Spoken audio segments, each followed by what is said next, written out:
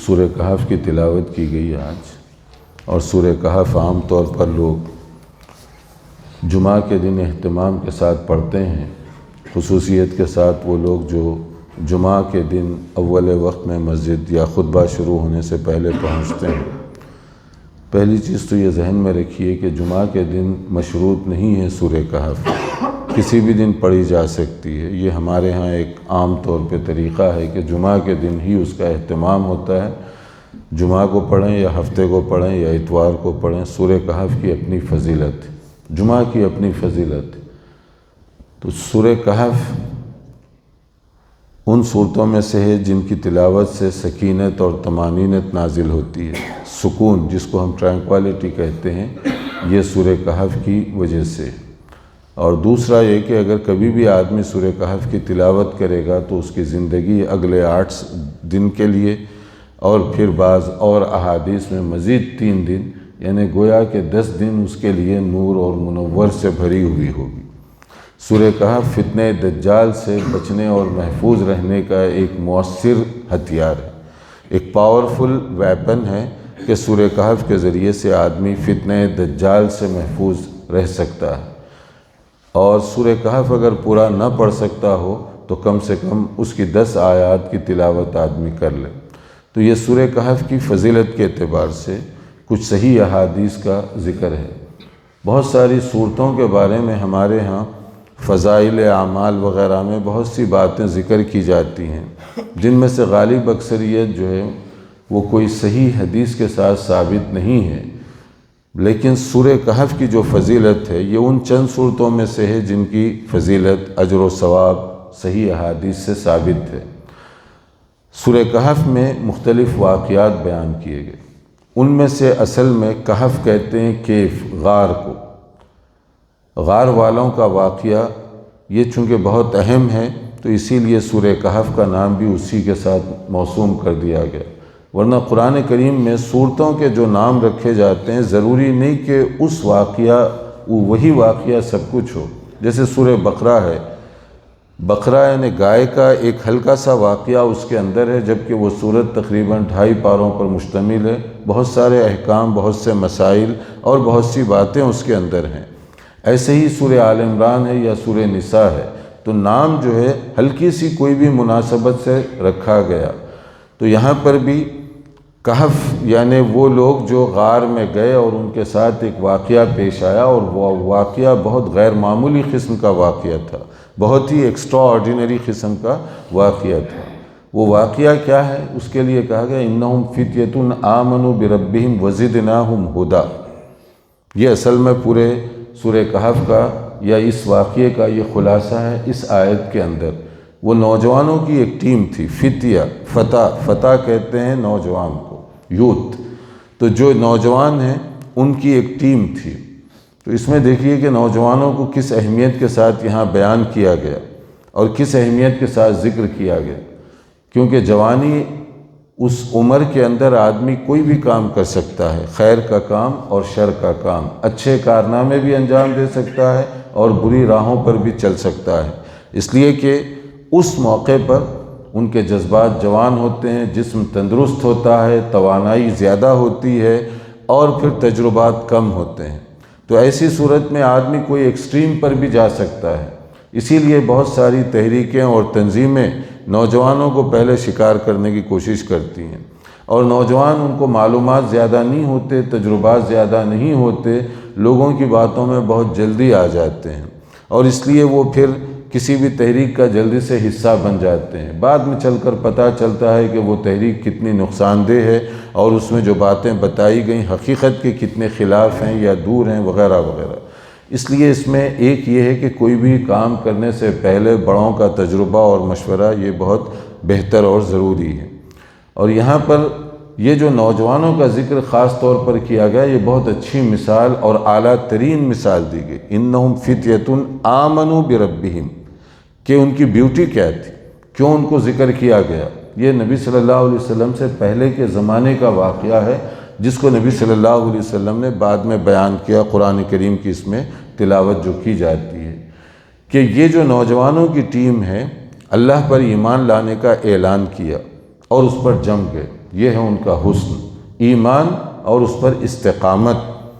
حکمران وہاں کا جو تھا اور حکومت کا جو مذہب تھا وہ آخرت فراموشی کا مذہب تھا، وہ آخرت کو نہیں مانتے تھے۔ اور پھر ان کا یہ تھا کہ جیسے آج کل بھی ہے، یہاں پر بھی بہت سارے لوگوں کا ہے کہ بابر بعیش کوش کے عالم دوبارہ نیست۔ بہت سے لوگ اسی نظریے کے اوپر عمل کرتے ہیں، زبان سے کہیں یا نہ کہیں آخرت کو نہیں مانتے۔ بہت سے مسلمان بھی اس کے اندر مبتلا ہیں کہ آخرت وغیرہ یہ کوئی چیز نہیں ہے، جو کچھ ہے دنیا ہی ہے، جو کچھ رنگ رلیاں عیش اور مسرت کی زندگی گزارنی ہے وہ اسی دنیا میں گزاریں، اس کے بعد کوئی دوبارہ زندگی وغیرہ ملنے والی نہیں ہے۔ یہ عام طور پر لوگوں کا ایک تصور ہے یا مس انڈرسٹینڈنگ ہے۔ تو اسی طرح سے اس وقت کی بھی یہی بات تھی کہ آخرت، مرنے کے بعد کی زندگی اور حساب کتاب، اللہ کے پاس میدان محشر، پیشی، یہ سب چیزیں اس کو قبول نہیں کرتے تھے۔ لیکن ان نوجوانوں کو اللہ نے ہدایت دی، ایمان لانے کا اعلان کیا، آخرت کو تسلیم کیا، مرنے کے بعد کی زندگی کا اعلان کیا۔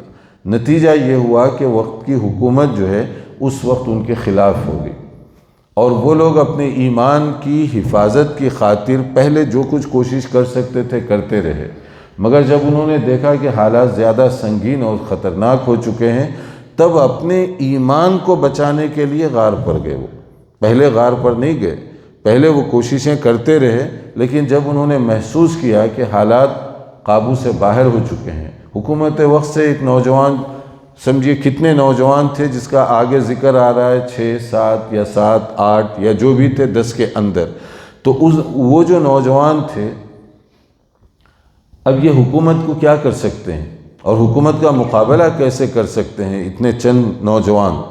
لیکن ان کے ایمان اور عقیدے کی دعوت اور اس کی طرف لوگوں میں تبلیغ یہ اتنی پھیلنے کا اندیشہ تھا کہ حکومت بھی چوکنا ہوگی۔ ایمان کی طاقت کتنی ہوتی ہے دیکھیں۔ اور اپنے ایمان کو بچانے کے لیے جب وہ غار میں گئے تو اللہ تعالیٰ نے ان پر نیند مسلط کر دی، اور وہ نیند کچھ اس طرح سے ان کے اوپر مسلط کر دی گئی کہ تقریباً 300 سال، اور دوسری اس میں کہا 309۔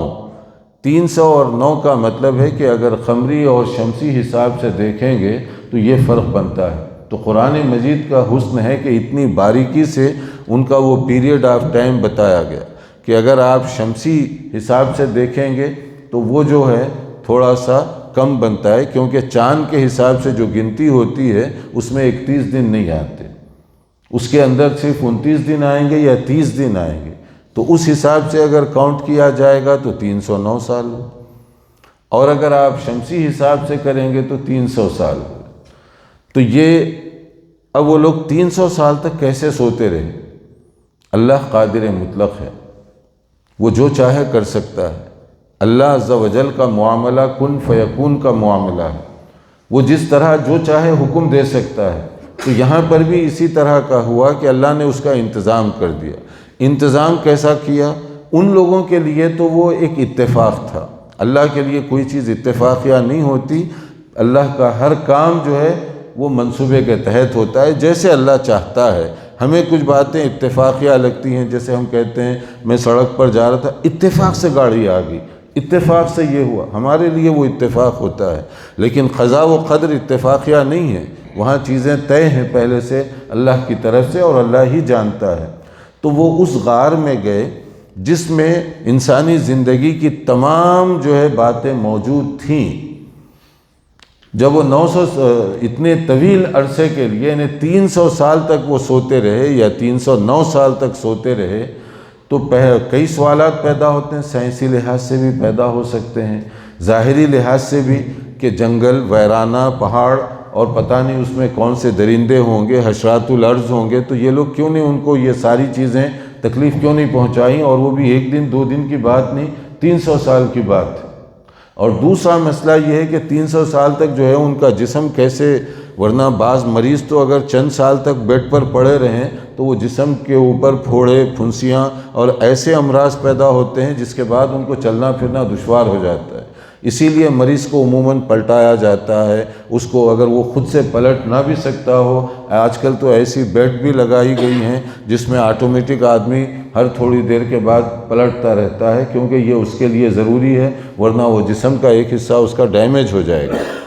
اور اسی طرح سے ایک مسئلہ ہے کہ سانس، ہوا، پانی وغیرہ وغیرہ، تو اللہ تعالیٰ نے وہاں پر جو انتظام فرمایا، یا وہ غار کا جو منہ تھا کچھ اس طرح کا تھا کہ فریش ہوا اندر جا رہی تھی، جس کی انسان کو ضرورت ہے زندگی کے لیے، تو پہاڑ بلندی پر تھا اور فریش ہوا ان کو مل رہی تھی۔ دوسرا یہ ہے کہ سورج کی روشنی ایک حد تک انسانی زندگی کے لیے ضروری ہے، اور جہاں سورج پوری طرح نہیں نکلتا، وہ لوگ سورج سے حاصل ہونے والے نفع کو حاصل کرنے کے لیے مصنوعی ٹیبلٹ کھاتے ہیں۔ مغربی دنیا میں بچوں کو مصنوعی ٹیبلٹ اس لیے کھلائے جاتے ہیں کہ سورج کی روشنی سے جو آدمی کے جسم میں جو توانائی ملتی ہے وہ سورج سے تو نہیں مل رہی، وہاں سورج کم نکلتا ہے، تو اس کے لیے گولیاں یا دوائیں وغیرہ ان کو ایک ایڈیشنل سپورٹ کے طور پر کھلائی جاتی ہیں۔ لیکن وہ جو غار میں جو لوگ گئے تو وہاں سورج کی روشنی بھی پوری آ رہی تھی، تو یعنی سورج کی روشنی کا جو فائدہ ہے وہ ان کو مل رہا تھا۔ پلس یہ تھا کہ اگر سورج کی روشنی براہ راست آدمی کو لگے تو وہ ہٹ کر سکتی ہے اور نقصان دہ ہے وہ، تو اللہ تعالیٰ نے کچھ ایسے انتظام کیا جو خاص طور پہ اس میں جو ذکر کیا گیا کہ وہ ایک تو دائیں بائیں وہ کروٹ لے رہے تھے، تو زمین کے ساتھ وہ جو بیماریوں کے لگنے کا اندیشہ ہو سکتا ہے وہ یہاں ختم ہو گیا، جو قرآن میں جو الفاظ استعمال کیے گئے۔ اور دوسرا یہ تھا کہ ہوا بھی آ رہی تھی، تیسرا سورج کی روشنی بھی وہاں پر آ رہی تھی، لیکن سورج کی روشنی براہ راست ان کے جسم پر نہیں پڑ رہی تھی، غار کے اندر آ رہی تھی، تو سورج کی روشنی کے فائدے ان کو مل رہے تھے، لیکن نقصانات سے اللہ تعالیٰ نے ان کو محفوظ رکھا۔ پھر ان کے ساتھ کتا بھی تھا، اور کتا جو ہے غار کے اندر نہیں بلکہ غار کے منہ پر بیٹھ گیا، اور غار کے منہ پر بیٹھنے کا کتے کا اپنا ایک انداز ہے بیٹھنے کا، تو یہاں کتے کا اور بیٹھنے کا جو انداز ہے اس پر الگ سے ریسرچ کی گئی کہ یہ کتے کا ذکر یہاں کیوں کیا گیا، اور کتے کے بیٹھنے کا جو انداز ہے خاص طور پہ اس کو کیوں بتایا گیا، تو بعد میں پتہ چلا کہ اس کی وجہ سے، یعنی مطلب ہے کہ کتے میں اللہ نے جو خاصیت رکھی ہے جسمانی طور پر، تو وہ زمینی اثرات سے، نقصانات سے اپنے آپ کو بچا سکتا ہے، تو قدرتی انتظام۔ پھر کتے کے بیٹھنے کا ایک فائدہ یہ ہے کہ کیڑے مکوڑے یا جانور درندے وغیرہ جو ادھر جنگل میں، ویرانوں میں یا پہاڑی علاقوں میں رہتے ہیں وہ ادھر پھٹکتے نہیں ہیں، کیونکہ وہ دیکھنے میں اتنا خوفناک منظر ہو گیا تھا کہ کتا اس انداز سے بیٹھا ہوا ہے جیسے وہ ابھی کسی پہ جھپٹ پڑے گا، ابھی کسی پہ شکار کرے گا، تو حشرات الارض ہو یا دوسری، اس کو دیکھ کر وہ الگ سے اپنا راستہ بنا رہے تھے، تو اللہ نے یہ محفوظ رہنے کا بھی انتظام فرما دیا، گویا ان کے لیے باڈی گارڈ کا قدرتی طور پر انتظام کیا گیا۔ یہ ظاہری چیزیں تھیں، اللہ تعالیٰ کو جو ہے میں نے جیسے کہا کہ اس کی قدرت ایسی ہے کہ وہ کوئی بھی کام کروا سکتا ہے، کبھی بھی کروا سکتا ہے، لیکن اسباب کس طریقے سے بنے۔ پھر اس کے بعد یہ ہوا کہ 900 سال کے بعد جب وہ بیدار ہوئے، آپس میں انہوں نے کچھ عجیب سی باتیں کی کہ ابھی انہیں نہیں معلوم کہ کتنے دن ہم سوتے رہے یا کتنا عرصہ گزرا۔ وہ اٹھتے ہی سب سے پہلے یہ سوال کرنے لگے کہ تھوڑا لمبا سو گئے ہم لوگ، تو دوسرا کہتا ہے نہیں لمبا تو نہیں سوئے، کتنا سوئے ہوں گے؟ 1 دن سے بھی کم، 1 دن بھی ماننے کے لیے تیار نہیں ہے۔ وہ یہ کہہ رہے ہیں آپس میں کہ ہو سکتا ہے کہ 1 دن کا کچھ حصہ، یعنی آدھا حصہ، پون حصہ ہم سوتے رہے ہیں۔ اس کے بعد میں کہا کہ چھوڑو یہ بحث کو، کتنی دیر سوتے رہے، کتنے گھنٹے، کیونکہ تھکان تھی، وہ حکومت سے بچا کر پہاڑ کے اوپر آئے تھے، تو اس لیے وہ تھکان کی وجہ سے نیند لگ گئی۔ یہ عام طور پہ جیسے مسافر سمجھتا ہے کہ کہیں بھی بیٹھے کچھ دیر کے لیے میں سو گیا، تو اب وہ یہی سمجھتا ہے تھوڑی دیر نیند لگی ہوگی، اسی طرح وہ بھی سمجھ رہے تھے۔ یعنی اس میں پوائنٹ سمجھنے کا یہ کہ اتنے فریش اور تر و تازہ اٹھے کہ وہ یہ سمجھ رہے ہیں کہ صرف چند گھنٹے کی آرام کی نیند لے کر ہم اٹھے ہیں، اب آگے کا پلان کرو۔ اب آگے کا پلان کیا تھا؟ بھوک لگی تھی، پتہ نہیں کب کے کھانا کھائے ہوئے تھے، ان کے حساب میں بھی، ہمارے حساب میں تو 300 سال بیت گئے، لیکن ان کے حساب میں بھی کتنے دن سے وہ بھاگ رہے تھے یا جو بھی کر رہے تھے، تو انہوں نے طے کیا کہ پہلے ہم کھانا کھاتے ہیں، بعد میں بات کریں۔ تو کھانے کے لیے وہ ایک آدمی کو بھیجے، اپنے پاس جو پیسے تھے اس زمانے کے، جو سکہ تھا وہی دے کر بھیجے اس کو، لیکن اس میں عام جو نصیحت کر رہے ہیں جانے والے کے لیے یہ ہے غور طلب بات، اور وہ کیا تاکید کر رہے ہیں کہ آپ جو پاکیزہ کھانا ہے وہ لے آنا۔ تو اس میں دونوں باتیں، پاکیزہ کا مطلب حلال اور پاکیزہ کا مطلب دیکھنے میں صاف ستھرا۔ تو یہ دونوں چیزیں اسلام کی مطلوبہ صفات میں، یہ نہیں کہ آپ جا کر گوشت ایسا لیں دکان سے جو ایکسپائر ہو گیا، سڑا ہوا ہے، کہ وہ سستا مل رہا ہے تو آپ وہ لے آئیں، یا وہ حلال دکان ہے جو ذبیحہ ان کا پراپر طریقے سے کیا جاتا ہے، اس کو نہیں کہتے۔ طیب بھی چاہیے، اور طیب یعنی پاکیزہ، دیکھنے میں صاف ستھرا۔ اسی طرح فروٹ لیں، ترکاری لیں، سبزی لیں، تو یہ بھی یہ ہے کہ صاف ستھری۔ تو اسلام کی یہ بھی ایک اور بھی حسن ہے کہ آپ صرف یہ مت دیکھیے کہ پیٹ بھرنا ہے صاف ستھری چیزوں سے۔ تو اس موقع پر بھی جب کہ ڈر ہے تو وہ کہہ رہے ہیں کہ دیکھو ذرا کون سا کھانا صاف ستھرا اور پاکیزہ ہے وہ تم لے آنا۔ یہ ہے اس کے اندر سمجھنے کی بات کہ بھوک ہے جو چاہے کھا لو، یہ نہیں کہا۔ اور پھر تاکید کر رہے ہیں کہ دیکھیے لوگ لگے ہوئے ہیں ہمارے پیچھے، ذرا بچ بچا کر جانا، ایسا نہ ہو کہ تم کو دیکھ کر پھر ہمارا بھی سراغ لگا لیں اور سب پکڑے جائیں گے۔ چھپے ہوئے تھے نا وہ، حکومت سے، پولیس سے، اس زمانے کی جو بھی انتظامیہ ہیں اس سے چھپے ہوئے تھے۔ بھیجتے ہوئے یہ تاکید کریں ذرا بچ بچا کر جانا۔ اب وہ آدمی اترا نیچے۔ اب دیکھیے آپ 300 سال کے بعد وہ جا رہا ہے تو منظر کیا رہا ہوگا۔ اگر ہم کبھی یہ کورونا کی وجہ سے 2 سال نہیں آئے تو لگتا ہے حیدرآباد ہی بدل گیا، حالانکہ پیدا ہوئے یہاں، بڑے ہوئے یہاں، لیکن بعض علاقوں میں جاتے ہیں تو پوچھتے ہیں یہ اپنا ہی علاقہ ہے۔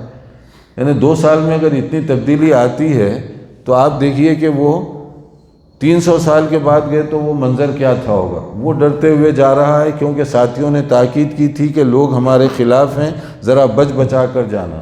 لوگ اس کا حلیہ دیکھ رہے ہیں۔ اب آپ جو ہے 1 سال پرانے کپڑے پہنے تو لوگ کہتے ہیں یہ کون بزرگ ہے بھئی، بہت پرانے، جو فیشن بدل گیا وہ کپڑے پہن کر آئے۔ تو آدمی تو کوشش کرتا ہے ایک شادی میں جو پہنے دوسری میں دوسرا پہنے، دوسری دعوت میں دوسرا اپنا کپڑا پہنے، کیونکہ فیشن بدل رہا ہے۔ تو 300 سال پرانے کپڑے پہنے ہوئے ہیں اور لوگ اس کو دیکھ رہے ہیں کہ کون لوگ ہیں، کون سی مخلوق ہے، یہ کیا کپڑے پہنے ہوئے ہیں، کہاں سے آ گئے۔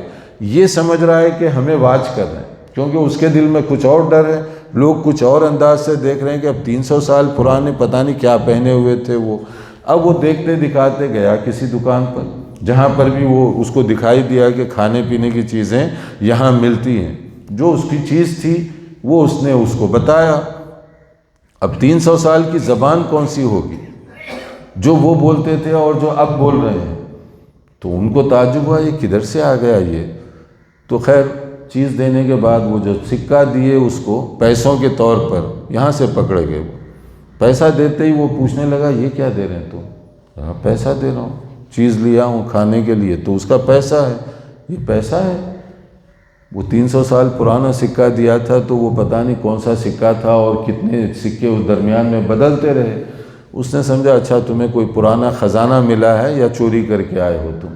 اب یہ پہلے سے ڈر رہا تھا کہ اب لوگوں کو بتانا نہیں ہے۔ اب وہ یہ کہہ رہا ہے کہ تم کو پرانا سکہ کوئی کہیں سے خزانے وغیرہ جیسے نکلتے ہیں وہ خزانہ نکلا ہے یا کہیں سے چوری کر کے آئے ہو۔ اتنے میں گڑبڑ مچ گئی وہاں پر۔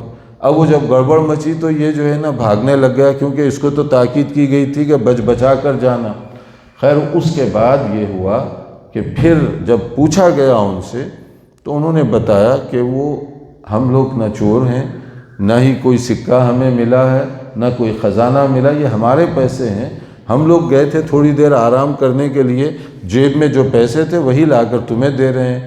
تب جا کر بعد میں جو بھی واقعہ ہوا تو قرآن کا ایک اور حسن ہے کہ قرآن کریم واقعات کے جو جزئیات ہیں غیر ضروری قسم کے اس کو بیان نہیں کرتا، جو اہم واقعات جس سے جو پوائنٹ بتانا ہے وہ بتایا جاتا ہے۔ لوگوں میں یہ مشہور ہو گیا تھا واقعہ، کچھ نوجوانوں کی ٹیم کسی پہاڑ پر چلی گئی تھی، اس کے بعد وہ غائب ہو گئے پر اسرار طور پر۔ یہ کہانی کے طور پر لوگ اپنے بچوں کو سنایا کرتے تھے، بعد میں بھی یہ واقعہ نقل ہو رہا تھا۔ کوئی اچھے بچے تھے، ایسا ہوا ایسے ہوا، جیسے بزرگ سنایا کرتے ہیں اپنے نواسے پوتوں کو، اس طرح کی باتیں مشہور تھیں۔ جب یہ واقعہ انہوں نے بتایا کہ ہم ہی ہیں وہ لوگ اور یہ ہمارے ساتھ ہوا ہے، تب لوگوں کو یقین ہوا کہ ہاں یہ وہی لوگ ہیں جس کی کہانی ہم اپنے بڑوں سے سنتے آئے۔ مگر اس پورے واقعے میں جو اصل پوائنٹ ہے وہ کیا ہے؟ وہ اصل پوائنٹ یہ ہے کہ مرنے کے بعد اللہ زندہ کرنے پر قادر ہے۔ 300 سال کے بعد جو تر و تازہ حالت میں، فریش حالت میں انسان کو کھڑا کر سکتا ہے، کیا 3000 سال کے بعد نہیں کر سکتا؟ یا اس سے زیادہ مدت یا اس سے کم مدت میں اللہ تعالیٰ اس کو نہیں کھڑا کر سکتا؟ یہ مثال کے ذریعے سے ان کو بتایا گیا کہ تم جو آخرت کا انکار کر رہے ہو، میدان محشر جواب کا انکار کر رہے ہو، یہ اس کی مثال ہے کہ 300 سال بعد نہ ان کے جسم کو کوئی زمین کھائی، نہ ہی کوئی کیڑا مکوڑا لگا، نہ کوئی بیماریوں میں مبتلا ہوئے، فریش اور تر و تازہ اس طریقے سے بیدار ہوئے جیسے کچھ ہوا ہی نہیں۔ زبان بھی بول رہے ہیں، چل رہے ہیں، پھر رہے ہیں، ساری چیزیں ہیں۔ تو اس میں یہ ہے کہ انسان جو زندگی گزار رہا ہے یہ ایک محدود وقت کے لیے، اس کے بعد آخرت، اور آخرت یہ اصل زندگی ہے۔ وہاں ہمارے اعمال کا حساب و کتاب ہمیں دینا ہوگا۔ اگر خیر کی شکل میں ہم نے کوئی کام کیا ہو تو جنت اور اس کی نعمتیں ہوں گی اس کے لیے، اور اگر جس نے اس زندگی کو بے مقصد گزارا اور برا کام کیا تو وہاں اس کو بھگتنا ہوگا، چاہے دنیا میں اس کا حساب ہو یا نہ ہو۔ دنیا میں کورٹ وکیل کی بنیاد پر آپ جیت بھی سکتے ہیں، مقدمہ غلط سے غلط مقدمے کو ٹرن بھی کر سکتے ہیں یا آگے پیچھے بھی کر سکتے ہیں، لیکن وہ مقدمے کو آگے پیچھے اس لیے نہیں کیا جا سکتا کہ فیصلہ جو ہے اللہ جو عالم الغیب ہے وہ خود کرے گا اور اس کا فیصلہ انصاف پر مبنی ہوگا۔ وہاں کسی کے ساتھ ظلم، زیادتی یا بے انصافی نہیں ہوگی، اور اللہ عز و جل کا جو فیصلہ، خود اللہ تعالیٰ عالم الغیب ہے، پوری انصاف کے جو تقاضے ہیں وہاں پورے کیے جائیں گے۔ تو دنیا میں آدمی طاقتور ہونے کی وجہ سے، عہدے کی وجہ سے یا کسی اور وجہ سے اپنے کیس کو بدل دے یا بچ کر نکل جائے، مگر آخرت میں کوئی بچ نہیں سکے گا۔ آخرت میں اس کو پورا حساب و کتاب دینا ہوگا۔ تو یہ ساری چیزیں اس واقعے کے اندر، یعنی آخرت اور اس کی جواب دہی، آخرت اور وہاں کی کامیابی اور ناکامی، یہ اس کا اصل میں بنیادی مقصد ہے۔ تو اس میں ایک اور نقطہ کہ جو ایمان لائے اور اس پر جمے رہے، اللہ کی مدد کیسے کیسے آتی ہے، اللہ تعالیٰ کیسے کیسے حالات پیدا کرتا ہے، یہ اس کے اندر سوچنے کی بات ہے کہ جو بھی ایمان لائے اور اس کے تقاضوں پر پورا اترے، اللہ تعالیٰ غیب سے اس کے اسباب کیسے فراہم کرتا ہے، لیکن شرط یہ ہے کہ ایمان پر جم جانا۔ اللہ تعالیٰ سمجھنے کی توفیق عطا فرمائے۔ الحمدللہ۔